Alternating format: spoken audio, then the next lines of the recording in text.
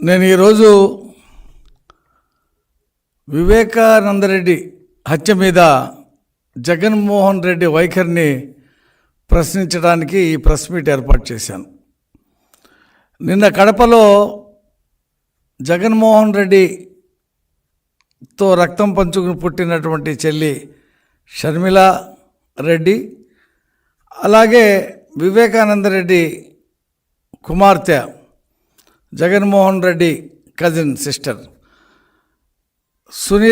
సునీతారెడ్డి ఇద్దరు నిన్న ఒక సమావేశం ఏర్పాటు చేశారు. చాలామంది ఆ సమావేశానికి హాజరయ్యారు.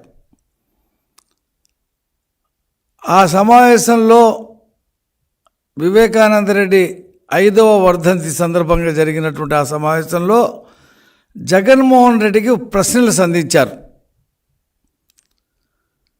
ఇంతవరకు జగన్మోహన్ రెడ్డి దాని మీద మాట్లాడలేదు. కనీసం ఆ సమావేశం వైపు కన్నెత్తి కూడా చూడలే. ఏం సమాధానం చెప్తావు జగన్మోహన్ రెడ్డి? సునీత అడిగింది, వైసీపీ పునాదులు రక్తంతో తడిసిపోయి ఉన్నాయి అని. ఇంతకంటే సిగ్గుచేటు ఇంకేమైనా ఉందా? ఇవాళ మళ్ళీ ఇడుపులపాయలో రాజశేఖర్ రెడ్డి సమాధి వద్ద ఏదో సామాజిక న్యాయం చేశానని చెప్పి సీట్లు ప్రకటించాడు. ముందు నీ చెల్లెళ్ళకి జవాబు చెప్పవయ్యా. వాళ్ళు ఏమడుగుతున్నారు? ఏమైంది ఆ కేసు? 5 సంవత్సరాల్లో ఏం పురోగతి సాధించావు? నీకు బాధ్యత లేదా?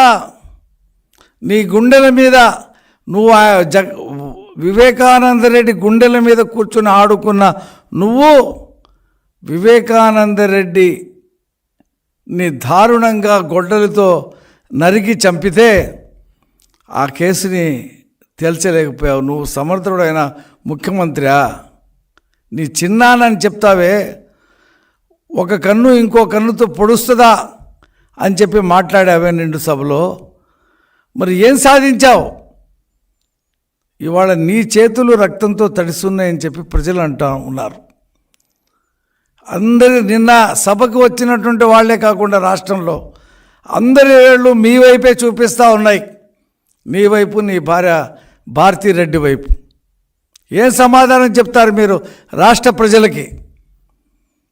వివేకానందరెడ్డి మర్డర్లో ఎవరికీ తెలియని విషయాలు నువ్వు చెప్పావు. ఆ రోజు శవం దగ్గరకు వచ్చి గొడ్డలతో చంపారని, గొడ్డలతో 5 పోట్లు వేశారని, కమోటుకు తీసుకుని వెళ్ళారని, మళ్ళీ అక్కడి నుండి తీసుకొచ్చి కుట్టారని, ఇవన్నీ నీకు ఎలా తెలిసినాయి అని చెప్పి అడిగారు నిన్న. వాటికి సమాధానం చెప్పు. ఇవాళ సిబిఐని కూడా పని చేయనీయకుండా వాళ్ళని బాంబులేసి చంపుతానన్నావు. వాళ్ళ మీద కేసులు పెట్టావు. రామ్ సింగ్ మీద సిబిఐని పని చేయనీయకుండా ఆపావు. ప్రతిపక్షంలో ఉన్నప్పుడు సిబిఐ ఎంక్వైరీ కావాలన్నావు.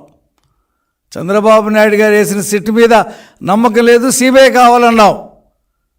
గాగార్డర్ తెచ్చావు దాని మీద మాట్లాడకుండా ఉండాలని. మరి నువ్వే ముఖ్యమంత్రి అయిన తర్వాత సిబిఐ వద్దని చెప్పి ఎలా చెప్పావని చెప్పి అడిగారు నిన్న నీ చెల్లెళ్ళు ఇద్దరు. ఏం జవాబు చెప్తావు? ఇవాళ రాష్ట్రం అంతా ఎదురు చూస్తుంది నువ్వు ఏం జవాబు చెప్తావు అని చెప్పి. పైగా తండ్రిని కూతురు అల్లుళ్ళు కలిపి చంపారని చెప్పి నీ పత్రికలో రాయిస్తావా? ఇంతకంటే దారుణం, ఇంతకంటే ఇది ఏమైనా ఉందా? నీ చెల్లి షర్మిల అడిగింది, మా నాన్న తోబుట్టువులు ఎలా చూసుకునేవాడు అని చెప్పి. నీ చిన్నమ్మ మంగళసూత్రం తెంచుతూ ఉంటే తెంచడానికి కారణమైపోయినటువంటి నీ పరిస్థితుల్లో ఇంకా ఈ రాష్ట్ర ప్రజలకి నువ్వు ఏదో ఉద్ధారకుడని చెప్పి ఎలా చెప్తావు? ఏ రకంగా చెప్తావు? ఇవాళ నువ్వు ఒక హంతకుల్ని కాపాడేటువంటి ఒక నాయకుడిగా కనిపిస్తున్నావు తప్పితే అసలు సొంత తండ్రికి తోడ పుట్టినటువంటి తమ్ముణ్ణి చంపితే నీకేమి సంబంధం లేకపోతే దాంట్లో నువ్వు కూడా సభకి వెళ్ళాలి కదా. నువ్వే ఒక సంస్కరణ సభ పెట్టాలి కదా. వాళ్ళు పులివెందల్లో పుట్టి పెరిగి పులివెందల ప్రజలతో మమేకమయ్యి తిరిగినటువంటి వివేకానందరెడ్డి సంస్కరణ సభ పెడతానికి కళ్యాణ మండపం కూడా ఇవ్వకుండా చేశావు. ఇచ్చిన వాళ్ళకి అడ్వాన్స్ 25,000 రూపాయలు ఇస్తే ఆ కళ్యాణ మండపం కూల్చేస్తా అని చెప్పి భయపెట్టేశావు. ఇదేనా నువ్వు చేసేటువంటి సామాజిక న్యాయం? ఇదేనా నువ్వు? అసలు ఏంటి రాజశేఖర రెడ్డి కుటుంబంలో ఇంత దారుణమా? తండ్రిని చంపడానికి కూతురు అల్లుడు సిద్ధమయ్యారా? సాక్షి పత్రికలో రోతపత్రికలో రాయిస్తావా? అంతకాకుండా నీ చిన్నమ్మ మంగళసూత్రం తెగిపోతూ ఉంటే అసలు నీకు ఎలా తెలిసింది? నీకు ముందే తెలుసా? నీకు నీ భార్య భారతికి మీకు తెల్లారుజామునే తెలిసిందని చెప్పి అందులో మీటింగ్లో, నీ ఇంట్లో మీటింగ్లో ఉన్నటువంటి అజయ్ కలాం రెడ్డి చెప్పాడు కదా, నువ్వు వెంటనే బయలుదేరి వెళ్ళాలి కదా. వెళ్ళకుండా సాయంత్రం దాకా తాత్సారం చేసి ఎందుకు వెళ్ళావు?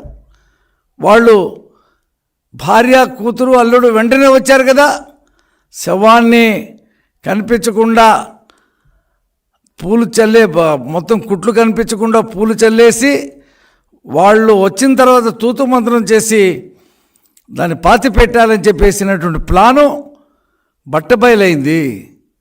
అది గుండెపోటు కాదు, సాక్షి మీడియాలో వచ్చినట్టు అది గొడ్డల పోటు అని చెప్పి తెలిసిపోయింది. ఇప్పటికీ సిబిఐ గబ్బు లేపిందని చెప్తావా? మొన్న ఆ మధ్య పులివెందులు వెళ్ళినప్పుడు నువ్వు హంతకుల్ని రక్షిస్తూ ఒక పక్కన 5 సంవత్సరాల నుంచి సిబిఐ గబ్బు లేపటం ఏంటి? ఇవాళ ఇంకా 3 గంటల్లో నీ అధికారం అంతా పోతుంది. ఈ రాష్ట్ర ప్రభుత్వం నీ మాట వినదు. ఎన్నికల కోడ్ వస్తుంది. ఆ తర్వాత వచ్చే తెలుగుదేశం ప్రభుత్వమే. మొత్తం గూగుల్ టేక్ ఉంది, ఫోన్ కాల్స్ ఉన్నాయి. వాటి ఆధారంగా రాష్ట్ర ప్రభుత్వం ఎంక్వైరీ చేస్తుంది. సిబిఐ వరకు అవసరంలా.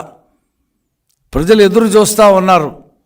సొంత బాబాయిని తెల్లవారుజామున చంపారని తెలిస్తే ఎలా చంపారో వచ్చి సాయంత్రం 5ంటికి చెప్తావా? పైగా ప్రపంచానికి ఎవరికి తెలియదు గొడ్డలతో నరికారు, నువ్వు చెప్పేశావు. అదే దస్తగిరి చెప్పాడు, ఆ హత్యలో పాల్గొన్నటువంటి దస్తగిరి. నువ్వు ఏమేం చెప్పావు ఆ రోజు సాయంత్రం అవన్నీ చెప్పాడు దస్తగిరి. ఈ రకంగా కొట్టాం, ఈ రకంగా కమోట్లో తీసుకెళ్ళాం, మళ్ళీ తీసుకొచ్చాం, కుట్టాం, తీసుకొచ్చి పెట్టామని. 40 కోట్లు ఇచ్చేటువంటి సత్తా అవినాష్ రెడ్డికి ఉందా? ఆ 40 కోట్లు ఎక్కడి నుండి వచ్చినాయి? ఎంక్వైరీ చేయాలా సిబిఐ. వివేకానంద రెడ్డి దగ్గర పనిచేసి ఆయన మనస్తత్వం తెలిసి ఎంత మంచివాడో తెలిసి తను చేసిన తప్పుకి ప్రాయశ్చిత్తం పడి మనసు బాధేసి అప్రూవర్గా మారినటువంటి దస్తగిరిని కూడా చంపేయాలని చెప్పి ప్రయత్నం చేశారు. అతని ఇంటి దగ్గర కుక్కని చంపేశారు. వివేకానంద రెడ్డి ఇంటి దగ్గర కుక్కని చంపి ఏ రకంగా చంపారో దస్తగిరిని కూడా లేపేయాలని. ఈ మధ్య వాళ్ళ తండ్రి మీద కూడా దాడి చేశారు. దస్తగిరిని 6 నెలలు జైల్లో పెట్టిస్తారా? జైల్లో 20 కోట్ల రూపాయలు తీసుకెళ్తారా? శివశంకర్ రెడ్డి కొడుకు చైతన్య రెడ్డితో వైద్యం చేయిస్తారా? అతనితో మాట్లాడిస్తారా? ఏం చేస్తుంది అక్కడ? జైలు ఏం చేస్తూ ఉన్నాడు? సీసీ ఫుటేజ్లన్నీ తీసేస్తారా? నీతికి నిలబడ్డాడు. 20 కోట్లు ఇచ్చి ఉద్యోగాలు కూడా ఇస్తూ ఉన్నారు కుటుంబ సభ్యులకి. అయినప్పటికీ కూడా తల వంచలేదు. బయటకు వచ్చి విషయాలని చెప్పాడు. ఇవన్నీ నీకు తెలుస్తాం రేపు ప్రభుత్వం అధికారంలోకి వచ్చిన తర్వాత. ఒక మైనారిటీ, ఓ ముస్లిం చెందినటువంటి దస్తగిరిని చంపాలని ప్రయత్నం చేస్తారా? తండ్రి ముసలతని కొడతారా? భార్యను వేధిస్తారా? ఇదేనా నీ సామాజిక న్యాయం? ఏదో 7 సీట్లు ఇచ్చాను అని చెప్పేసి మాట్లాడుతూ ఉన్నావు కదా, ఇదేనా నీ సామాజిక న్యాయం? సొంత బాబాయిని చంపిన వాళ్ళని వెనుకేసుకు వచ్చి అప్రూవర్గా మారినటువంటి ముస్లిం వర్గానికి చెందినటువంటి దస్తగిరిని భయభ్రాంతులకు గురి చేస్తావా? అంటే నీ డబ్బుతో దేనైనా కొనాలని చెప్పి అనుకుంటా ఉన్నావా? ఈ రాష్ట్రాన్ని నీ డబ్బుతో అక్రమంగా సంపాదించినటువంటి ఈ డబ్బుతో మళ్ళీ ఎన్నికల్లో ఓట్లు కొనేసి 30 సంవత్సరాలు ముఖ్యమంత్రిగా ఉండాలని కల కంటున్నావు. అదేనా నీ కళ? ఇవాళ ప్రజలు ఎదురు చూస్తూ ఉన్నారు అవకాశం కోసం. ఒక తప్పు చేశాం, ఒక ఛాన్స్ అని. తప్పు చేశామని చెప్పి మదన పడతా ఉన్నారు. సర్వేలన్నీ వస్తూ ఉన్నాయి. ఇవాళ ఒకటే చెప్తా ఉన్నాం, సౌభాగ్యమ్మ చెప్తున్నటువంటి ప్రశ్నలకి జవాబు చెప్పు, సునీతమ్మ చెప్తున్నటువంటి ప్రశ్నలకి జవాబు చెప్పు, షర్మిలారెడ్డి చెప్తున్నటువంటి ప్రశ్నలకు జవాబు చెప్పు. రక్తసిక్తమైనటువంటి నీ చేతులు ఇవాళ ఏ రకంగా దండం పెడతా ఉన్నావు, చేతులు జోడిస్తూ ఉన్నావు ప్రజలకి. ఆ రోజేం చెప్పావు? చంద్రబాబు నాయుడు గారు చంపారని చెప్పేసి చెప్తావా? నీ సాక్షి రోత పత్రికల్లో పట్టాకత్తి ఆయన చేతిలో పెట్టి బొమ్మేస్తావా? ఏ రకంగా నువ్వు ఓట్లు అడుగుతావు ఈరోజు వచ్చి? ఈరోజు ఏ రకంగా ఓట్లు అడుగుతావు? ఈ పాపం నీకు చుట్టుకుంటుంది. ఈ ఎన్నికల్లో వివేకానందరెడ్డి మర్డరు ప్రధాన సమస్య అవుతుంది. నీ సొంత కుటుంబ సభ్యులే నీ మీద ఏలెత్తి చూపిస్తూ ఉన్నారు. సిబిఐని భయభ్రాంతులకు గురి చేసిన విషయం రాష్ట్ర ప్రజలందరికీ తెలిసిపోయింది. కాబట్టి ఇవాళ ఈ హత్య రాజకీయాలు చేసేటువంటి వ్యక్తి ముఖ్యమంత్రిగా ఉండకూడదు అని చెప్పి నీ చిన్నమ్మ చెప్పింది. మంచి సమర్థుడైనటువంటి నాయకుడిని ఎన్నుకోండి, వైసీపీకి ఓటు వేయవద్దు అని చెప్పి నీ కుటుంబ సభ్యులు చెప్తా ఉన్నారు. ప్రలోభాలకు గురి చేసైనా సరే డబ్బులు, చీరలు, మిక్సర్లు, కుక్కర్లు పంచిపెట్టి గెలుద్దామని చెప్పి అనుకుంటా ఉన్నావా? ఆంధ్రప్రదేశ్ ప్రజలకి ఒక చరిత్ర ఉంది. విఘ్నులైనటువంటి ఆంధ్రప్రదేశ్ ప్రజలు నీలాంటి హత్యా రాజకీయాల్ని సమర్థించేటువంటి వ్యక్తుల్ని సపోర్ట్ చేయరు. ఇవాళ కుట్టినటువంటి వ్యక్తి నీ సొంత మామ, అతను మరణించాడు. అతని మరణం కూడా అనుమానాస్పదం అంటూ ఉన్నారు. అంతకుముందు గంగాధర్ రెడ్డి, శ్రీనివాసరెడ్డి వీళ్ళందరూ కూడా చనిపోయారు. వాళ్ళది కూడా అనుమానాస్పదం అంటూ ఉన్నారు. కాబట్టి ఈ వివేకానందరెడ్డి విషయంలో జరిగినటువంటి మిస్టరీని ఛేదించే అవకాశం లేకుండా నువ్వు కాపాడుకున్నావు ఈ 5 సంవత్సరాలు. ఇక తర్వాత నీ వల్ల కాదు. కాబట్టి జగన్మోహన్ రెడ్డి ప్రజలకు నువ్వు జవాబు చెప్పాలా. నీ కుటుంబ సభ్యులు, నీ చిన్నమ్మ, నీ చెల్లెళ్ళు సంధిస్తున్నటువంటి ప్రశ్నలకి, పులివెందుల ప్రజలు సంధిస్తున్నటువంటి ప్రశ్నలకి, కడప జిల్లా ప్రజలు సంధిస్తున్నటువంటి ప్రశ్నలకి, రాష్ట్రంలో ప్రజలు సంధిస్తున్నటువంటి ప్రశ్నలకు జవాబు చెప్పాలను. మసిపూసి మారేడుకాయ చేసి ఈ రకంగా నువ్వు హత్యా రాజకీయాలు ప్రోత్సహించి కేవలం పార్లమెంటు సీటు తను కానీ, లేకపోతే షర్మిల కానీ, లేకపోతే విజయమ్మ కానీ పోటీ చేయాలని చెప్పి పట్టుపట్టినందుకు మనిషినే చంపేస్తారా? ఇదేం రాజకీయాలు, ఇదేం పద్ధతులు? సిరీస్ మర్డర్లు చేస్తారా? కాబట్టి జగన్మోహన్ రెడ్డి నీ చరిత్ర రక్త చరిత్ర.